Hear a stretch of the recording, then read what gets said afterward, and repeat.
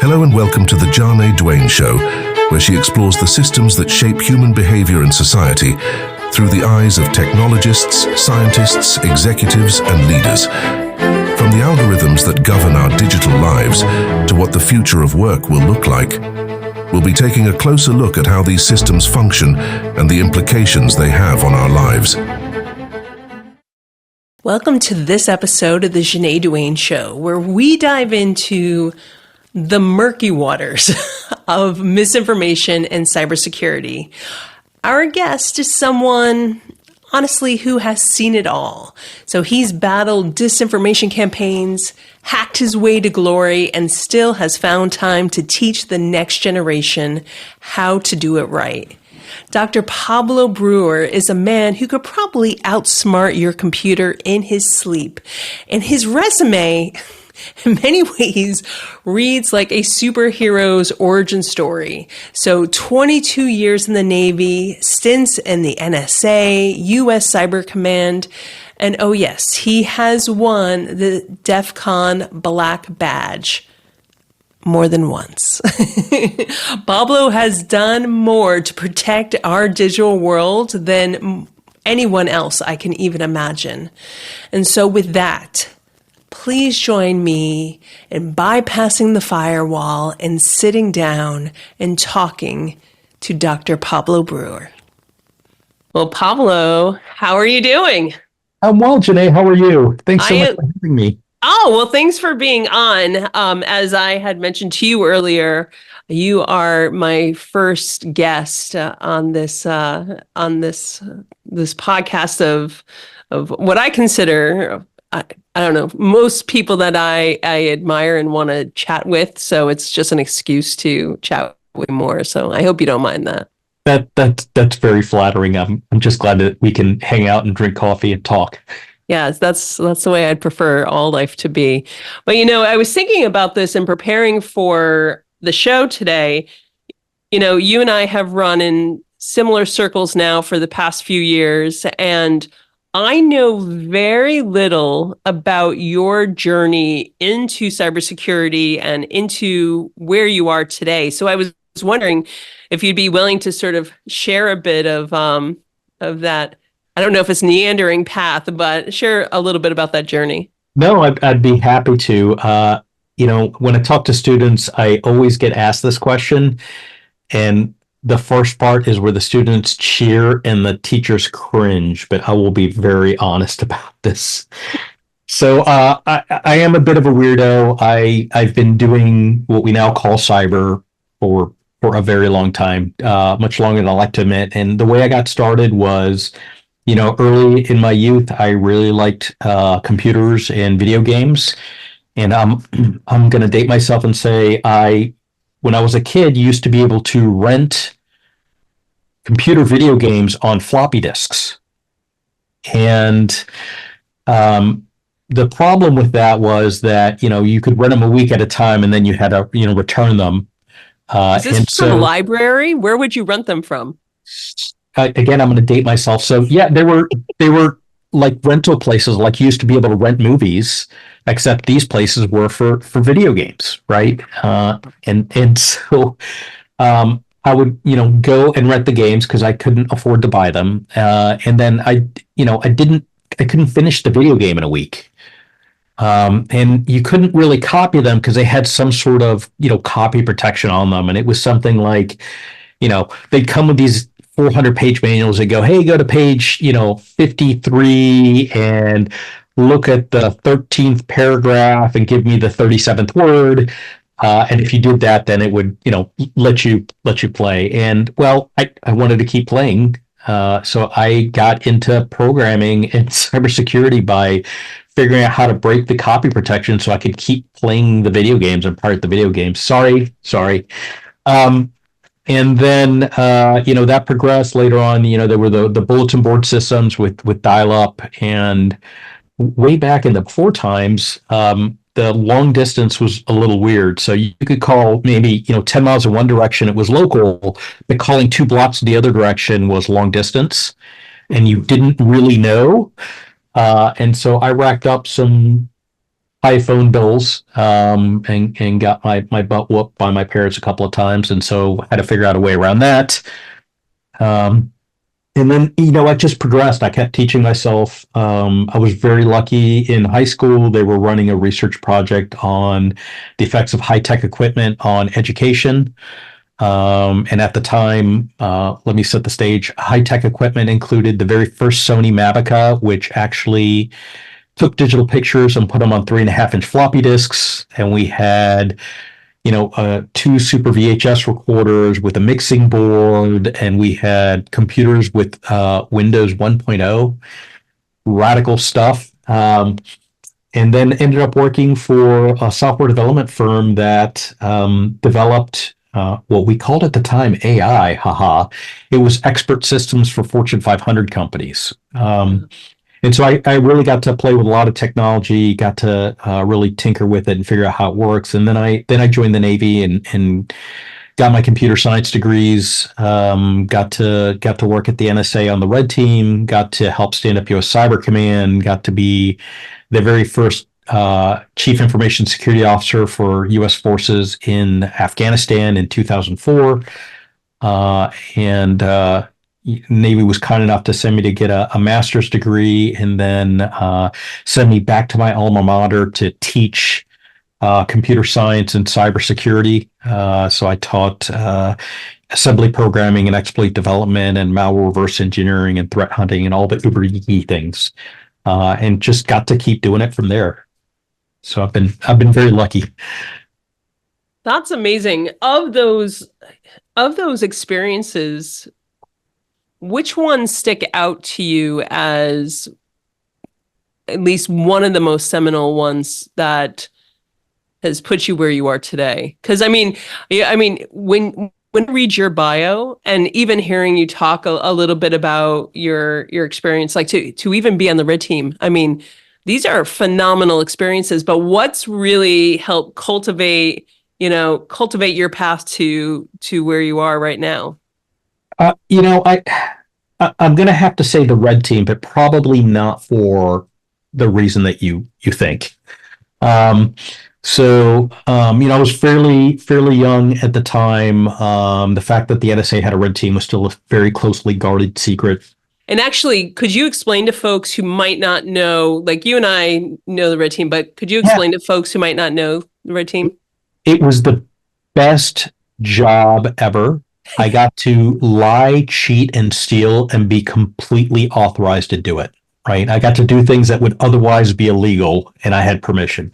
No, so the Red Team, what they do is they penetration test. They attempt to hack into Department of Defense and U.S. government systems.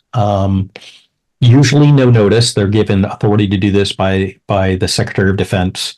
And then we go back afterwards and say, hey, listen, we did bad things to you. Here's how we did them. Here's how you fix them, and help them secure their networks.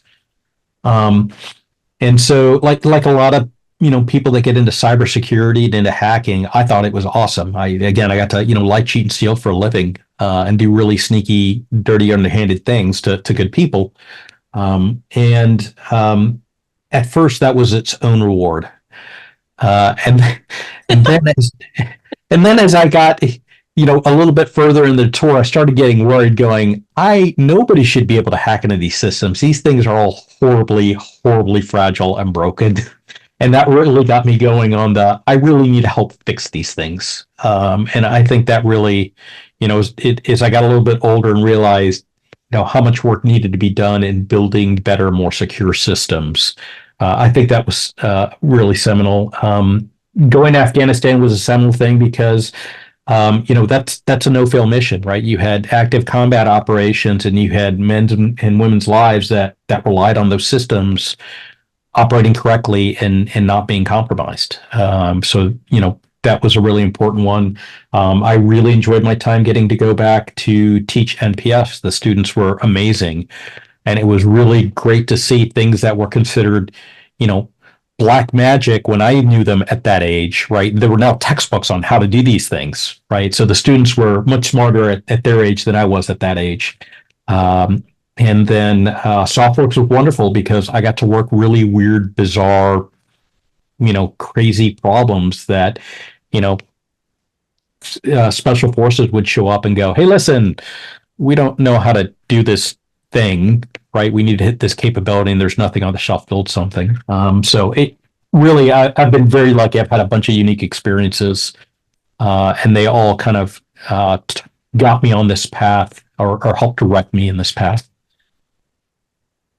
So pulling on that red team string a little bit, I'm curious within, as you head into practice and looking at various industries, what are you seeing internally within some of these companies? Are there red teams that are set up within some of these organizations? Are there specific trends as to what really, from a best practice perspective, really should be set up, but they're not even remotely prepared for what might be coming? Where sort of give us a baseline, if you will, of practice and sort of lay that land for us. Sure. So many large corporations have their own internal red teams, or these days purple teams. So we talk about red teams do the penetration test and go back and say, here's how we did bad things. The blue teams kind of come in and inspect and say, here's how you build things better, without looking for just one way in. They just look at it in whole. And now kind of the latest trend is purple teams, which is you combine the red and blue and you get purple teams. And those are great. The best companies, because people fall into patterns, we all do it. The best companies will also seek external red teams because, when you're internal to the company, you kind of know the way things work, you know the people, you have some insight, you've got your own biases, and you've done things a certain way. When you're coming in from the outside and you don't know anything, you're going to make different assumptions, and so you're going to get different results. So the best companies are going to do both. What am I seeing that needs to be done or shouldn't be done? Here's what I'll say. One of my favorite movies growing up was and I just lost the name of the movie. It was a basketball movie with Gene Hackman, Hoosiers. That's what it was. Hoosiers. Great movie. Right? And Gene Hackman shows up and he says, for the next 6 weeks, we're not going to shoot, we're not going to pass, we're just going to dribble. Right? He says, we're going to work on the basics. There's no point in doing anything else to work the basics. And I think most companies, that's where we need to be with cybersecurity. OWASP, the top 10 OWASP, really hasn't changed that much since inception. I think 7 of the 10 or 8 of the 10 are still there. And it's because we're not doing the basics. I was last year, I was at a CISO conference in Latin America, and I was speaking on a panel with Liz Wharton and with Bryson Bort and some other luminaries that are currently in the field. And we get asked the question of, hey, how do I stop all 0 days? And so we all just kind of chuckled and said, okay, let's play a game. Everybody stand up. So all these CISOs stood up, and I said, if you know that you have a bulletproof inventory for what's in your network, sit down. And nobody sat down. No one sat down.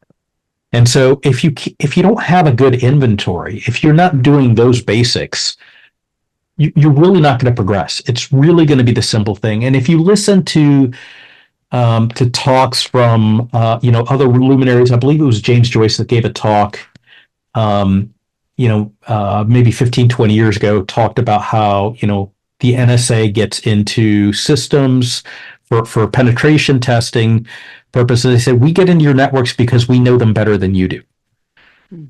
And that's true. If I can guess things about your network and you go, well, gee, I don't know, and you go back and you figure it out and it's true, that's not a good sign. So really doing the basics correctly works. Onboarding employees, offboarding employees, having a very good inventory of your network. Everybody's got legacy systems. Knowing where those legacy systems are, knowing what traffic should be coming to and from those systems, right? And then the last one is we keep coming up with these marketing terms, right? So we talk about the software development life cycle, and we talk about pushing left, and we talk about all these things. And you go to the corporations and you go, well, do you have a software development lifecycle? Yes. Do you have a security architecture? Yes. Do you have a security design? Yes. Great. Do you have all these processes documented? And in many cases they do, but they're documented in these stovepipes. So the left hand doesn't know what the right hand is doing, right? So it's not best practice. So really doing the basics correctly, making sure that everybody's on the same page, everybody knows where they're going, helps. Probably the biggest thing after really having a sound inventory and doing the basics of cybersecurity itself is having a good security culture. That is absolutely critical. If your users feel comfortable, or better yet, feel like it's their job to call up and go, hey, listen, I clicked on a link and I think it was spear phishing, or I picked up a thumb drive and I lost my mind and I put it in the machine. And they feel comfortable doing that because they feel it's their job and their duty. And they know that they can do that without being chastised or punished. That probably is going to get you more wins than anything else.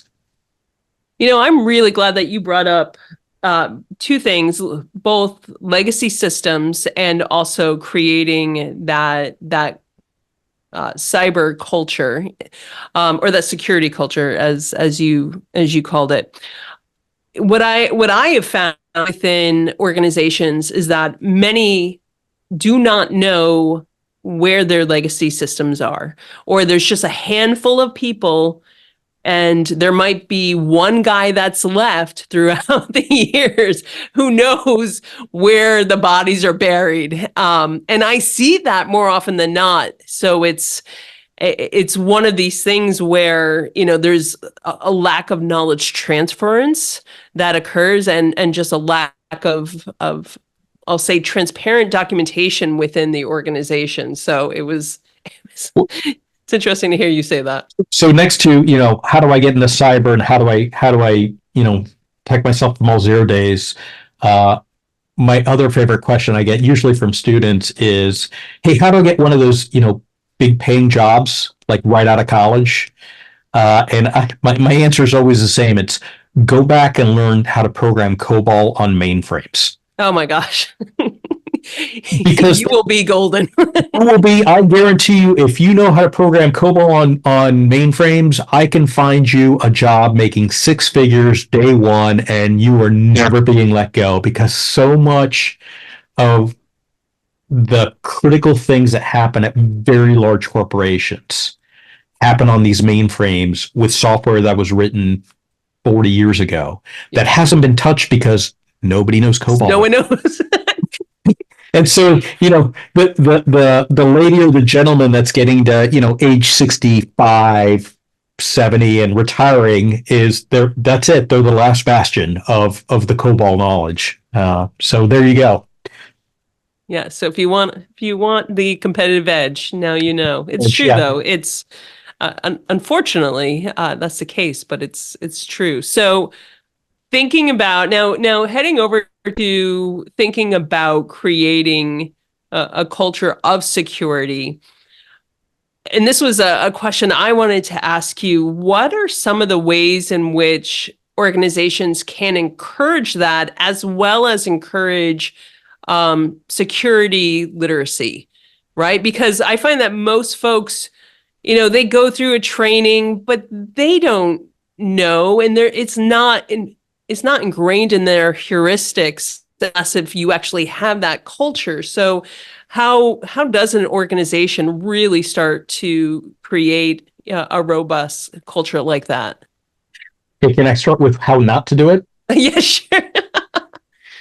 Whatever you want, Pablo. For a period of like 15 or 16 years, I went through the same awful computer-based training for information assurance awareness in DoD without a single slide changing. Really? It was like the first time it was like, okay, it's good. Really, by like the 9th year, it's like, I know the answers. I know what Jamie's going to do, right? Like, update your training, make it entertaining, make it engaging, right? Make it fun. We all have to do mandatory training. I get it. We do. Not all of it can be fun, but for goodness sakes, make an attempt to make it fun, right? If your organization doesn't care enough to sink some time and money into creating worthwhile training, then what are your employees supposed to think when they take that training? How important is it to your organization? So that's the first one, right? Show that you care by providing worthwhile training. Then there are ways to gamify it. I think most large corporations right now use phishing simulators. That's great. I had a friend that passed on a great idea to me. He worked at one of those places where you had to wear an employee badge to access things. And so he would routinely take off his badge and walk around, or he would try to tailgate behind somebody. And if he got stopped and challenged, he would hand him a gift certificate to a restaurant. That's amazing. And that became so popular that he could no longer do it. He had to go pick out, a secret shopper and hand them, a get out of jail free card, basically, that did that. And so he would have people randomly, walk around either without a badge or without or trying to tailgate, and people would stop. Hey, Janae, where's your badge? And maybe you were the person that had the gift certificate, and maybe you just legitimately forgot your badge. Either way, the security objective is met, and people saw it as a game now instead of a punishment, right? As a challenge. Right. I've seen similar things with people leaving, either USB sticks or again back in the before days, leaving CD-ROMs out, and it's like, do people turn it in? Do they put it into the computer? Which one is it? If you're really, really sadistic, what you put on that USB drive is a script that immediately autoplays, the Rickroll video at maximum volume, and that way everybody knows that you did it. That's a little. Have you seen someone do that? Because that would be amazing. I have no recollection of ever having done that. Yes. So you gotta make the things fun, right? You gotta and then when you have real incidents, right, you gotta let people know that, hey, listen, I appreciate you come in. Right? I appreciate that, you kind of swallowed your pride. You admitted you made a mistake. It's okay that you made an honest mistake. Let's figure out how to do it better and move on. What you can't do is, put people on report because they clicked, the first time that they click an email in 6 months, it's a spear phishing thing. It's like that doesn't work. So you have to make them feel vested. It's okay to give awards, right? It's okay to publicly thank people when hey, listen, we received a report of, X, Y, and Z, and we looked into it, and it was a real world incident. So thanks, Johnny, for letting us know. It doesn't matter that Johnny was the one that clicked on the pirated email, right? Or on the spear phishing email. It just matters that Johnny was professional enough to pick up the phone and go, this isn't right, and I need to report it. Yeah, I mean, you're training the right behaviors instead of, where if you're punishing someone, they're less likely to come forward, and so you're actually making it much worse than you should. I love the idea of gamifying this, because I think that is a great way for folks to engage, where it feels lighter than it is, and to your point, you're more likely to engage with it. Speaking of gaming, so one of the things that I did not realize until reading your bio is the fact that at DEF CON, you actually have won a black badge. I have, yeah. But tell. So to me, that was, by the way, I was very impressed when I read that. Tell folks what a black badge is for those who don't know. Okay, let me clarify. I did not win a black badge. Oh, well, the team. I was part of a team that won the black badge. Yes. Right. So DEF CON is the world's largest computer hacker convention. It happens in Las Vegas every year around August. And they hold numerous contests of various types. And if you win one of the harder contests, you get a black badge that says Uber on it. And among other things, what that really gets you is free entry for life to DEF CON and to a lot of very cool parties in Vegas. And so one of the contests is what they call the CTF, the Capture the Flag exercise. And that one is kind of seen as the world championship of hacking. And so the years that I was playing and involved, it was the top 11 hacking teams in the world, and then the previous year's winner. And it's a really great contest. The way that it works is all of the software is custom written. And so on the day that you show up to the contest, you have no idea what you're gonna get. You get handed basically a CD or a virtual machine with a server with a bunch of custom written applications on it that don't get explained to you. They don't come with documentation. They don't come with source code. And you know that every team has exactly the same thing running. So you have to figure out, okay, well, what's running on your machine? How do I protect it? Is there a vulnerability here? If there's a vulnerability, how do I patch it without changing the functionality? And then how do I write an exploit to hack the same application on everybody else's server? And so you get a certain amount of points if you can. What happens is that there are flags, which are these, pseudo-random numbers that get replaced on the box every usually 3 minutes, I believe. And so you get a certain amount of points if you can steal another team's flag. You get more points if you can overwrite their flag with your flag. And that's just because it's harder to get write access than read access.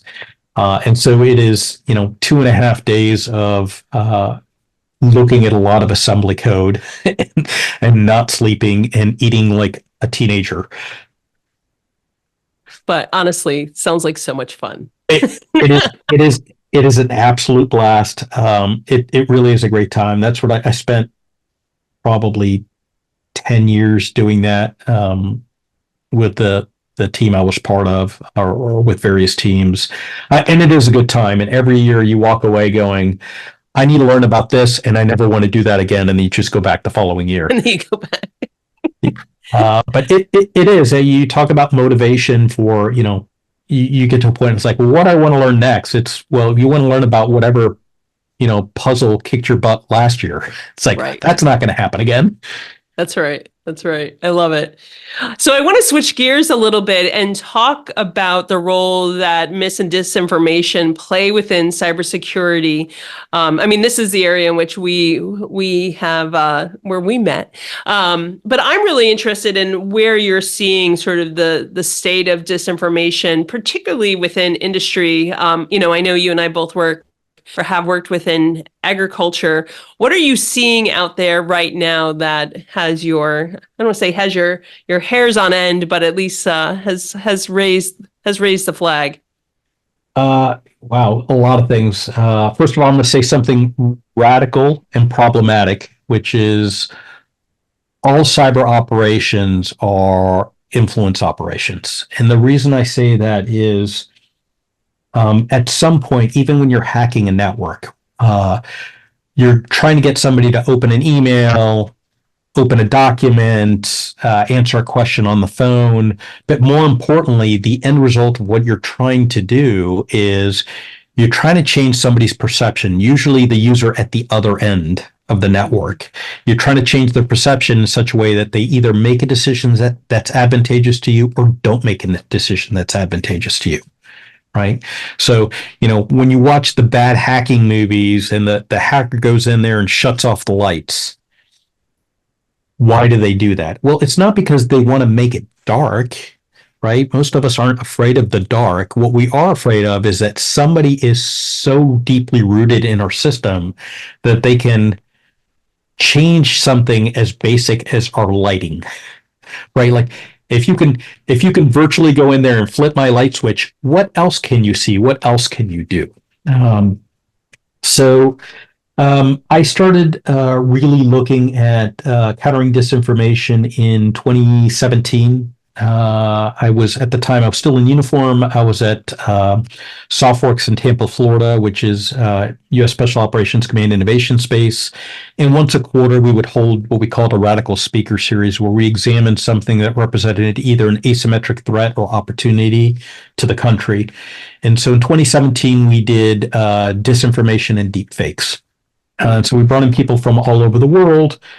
And there were a couple of takeaways from that. One was that this was very much a problem on the rise that was not going to go away. And the second one was nobody was doing any real research on it because nobody was funding research on it. Right.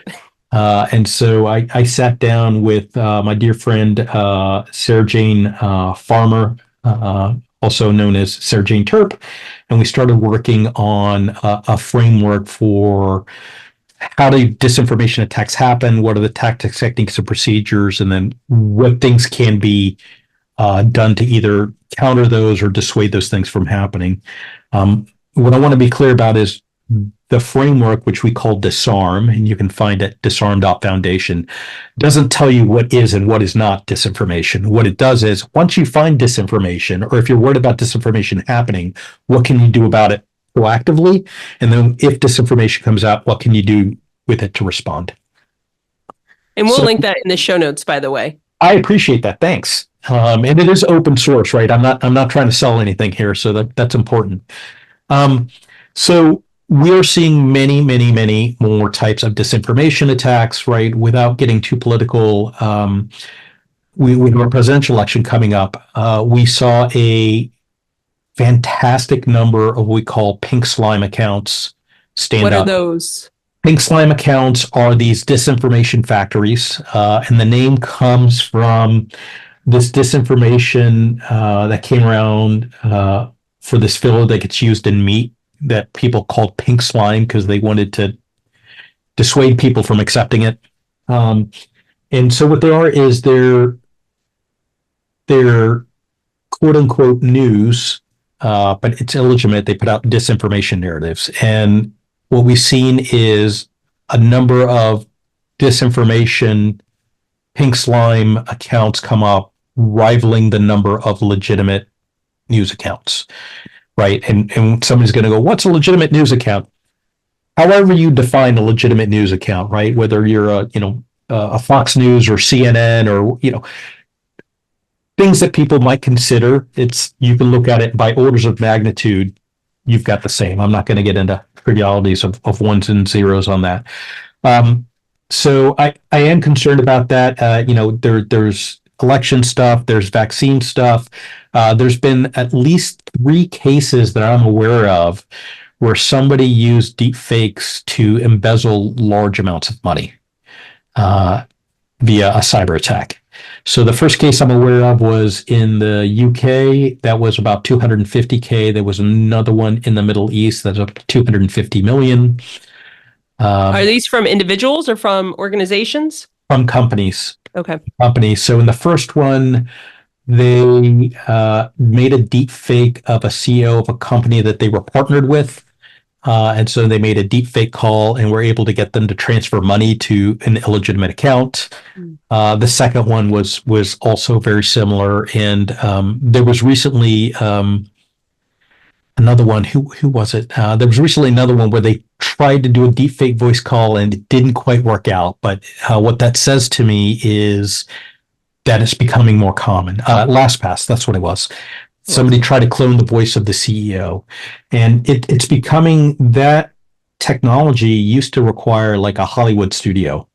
It doesn't anymore, right? Microsoft has a tool that will clone somebody's voice with 3 seconds of audio. OpenAI has one that will do it with 15 seconds of audio. And you look around and you go, where can I find a politician or a C-suite leader of a Fortune 100 company that doesn't have several minutes of video on YouTube, the company website, or what have you?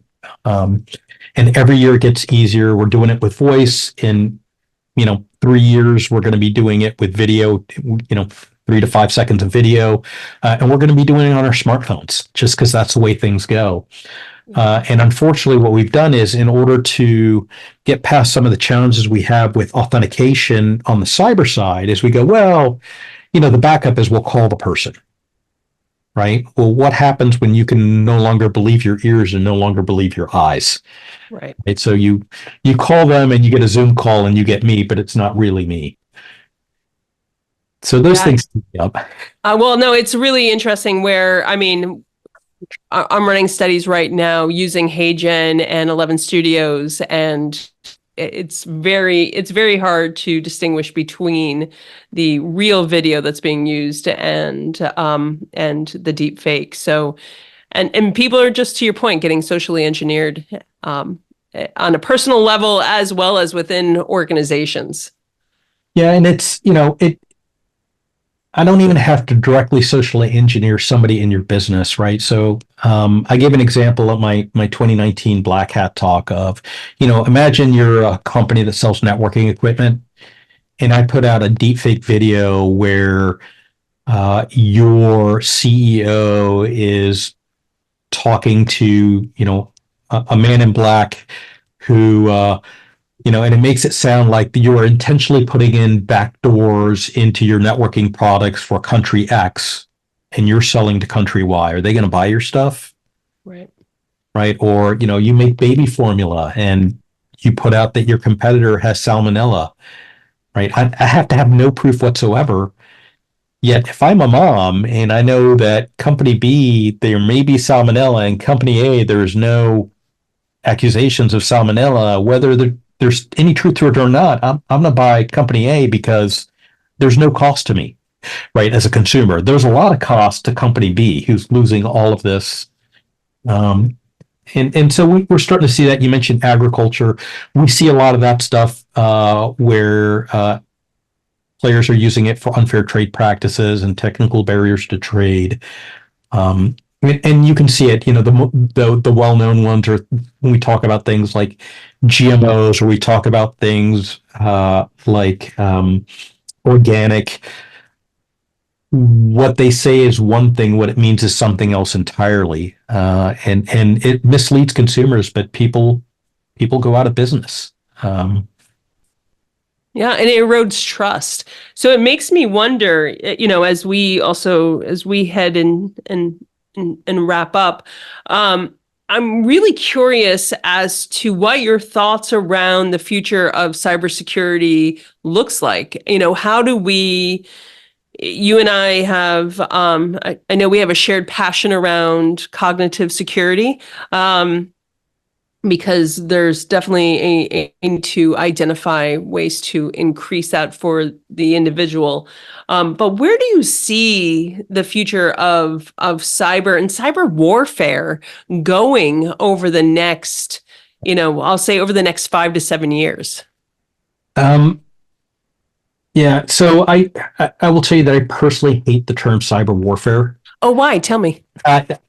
Because it makes it sound like you can conduct warfare in the networks absent of anything else. And it never really happens that way. You can look at the current Ukraine-Russian conflict, and there were all sorts of offensive actions in cyberspace, and yet there's still people arguing about whether or not it's valuable in warfare. I mean, the first thing the Russians went after were the command and control systems of the Ukrainian government and military. I mean, there's absolutely no doubt. Starlink became a valid military target because it was providing connectivity to Ukrainian forces. Right. And so warfare is warfare, right? We don't typically talk about air warfare and assume that it's only air warfare without land warfare or sea warfare. But somehow we do that with cyber warfare. Warfare is warfare, and you conduct it on all domains, including the information environment. So we've definitely seen an uptick. We've seen not just during active combat operations, but during what we call great conflict, which is action short of kinetic warfare. We're seeing offensive actions in cyberspace. We're seeing other countries attacking national critical infrastructure in the United States.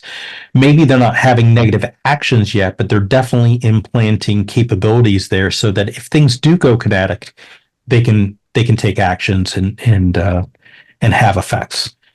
I think it's going to get worse before it gets better. Do you think we need a cyber force?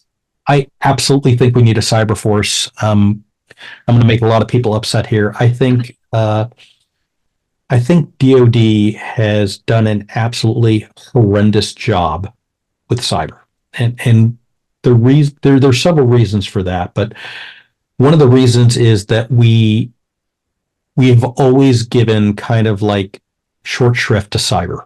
And what I mean by that is, I was a Navy officer for more than 20 years. If you're a ship captain, if you drive a ship, right, you spend your entire professional career driving that ship. And the end all be all of your career is to be commanding officer of a ship, and that usually happens at the rank of commander 05 or captain 06, which gets you through retirement. If you're a pilot, right, the end all be all is to be a commanding officer of your own squadron. And again, that happens at the 05 and 06 level, but you get to fly a plane up until that point. If you work in cyber, the last time you get to touch the keyboard is 4 to 5 years into your career. Really? Yes.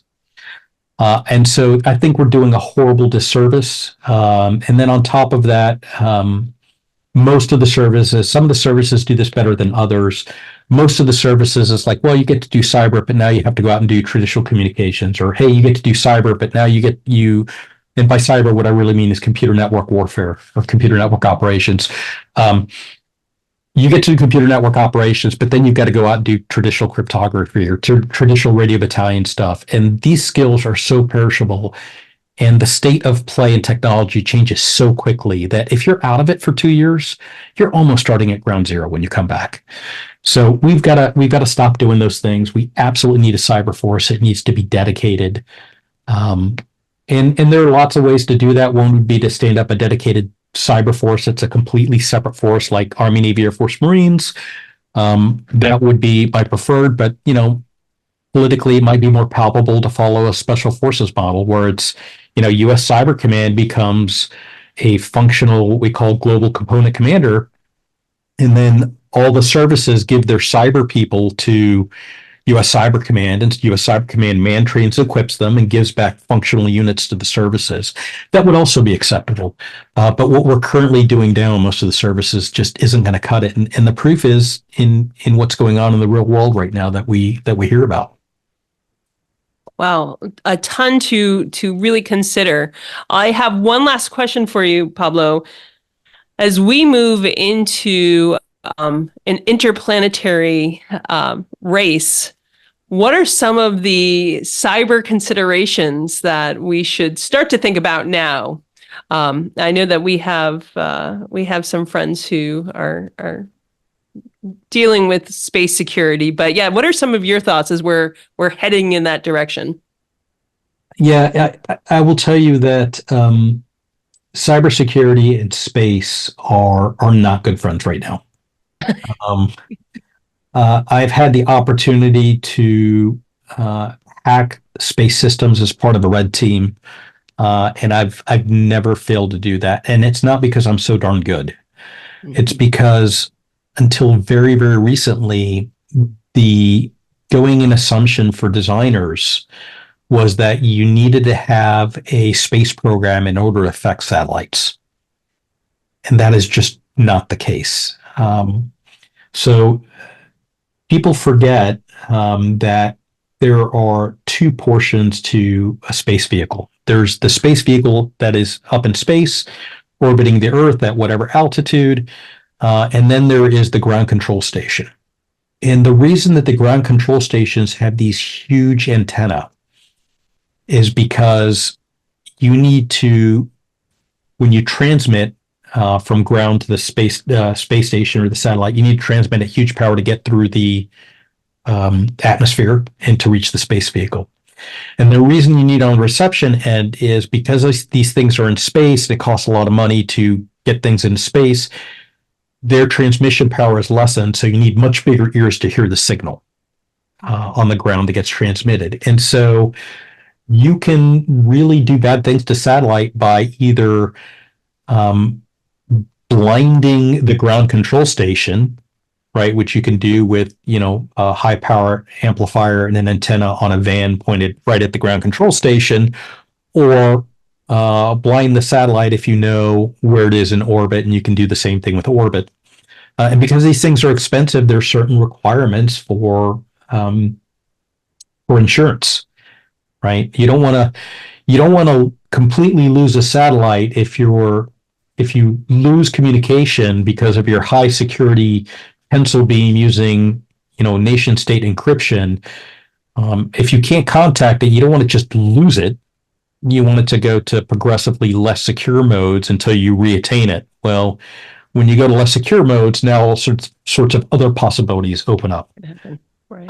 And so there's been great work done by many people on hacking satellites. Matt Blaze from UPenn has done some fantastic talks on hacking decommissioned U.S. Navy UHF satellites that were being used in favelas in Brazil as party lines because a CB radio and direct TV antenna could be found in a junkyard and it was cheaper than a cell phone.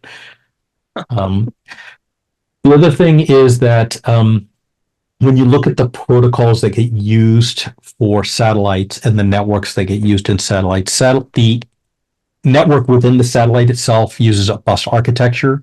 That's something that we stopped doing in IT networks 40 years ago because we realized it was insecure. We still do it that way for space vehicles. The protocols that we use, the international standards are SpaceWire and Space Packet.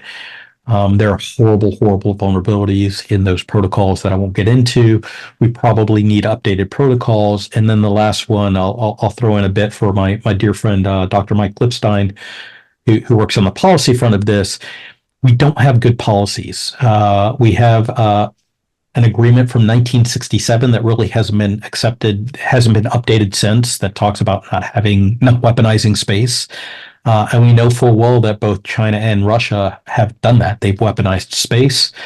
And so it's fair game. Our adversaries know that the US has an asymmetric advantage in space. And so our space capabilities are valid military targets as far as they're concerned. And I don't think how many people realize how much we rely on those space systems.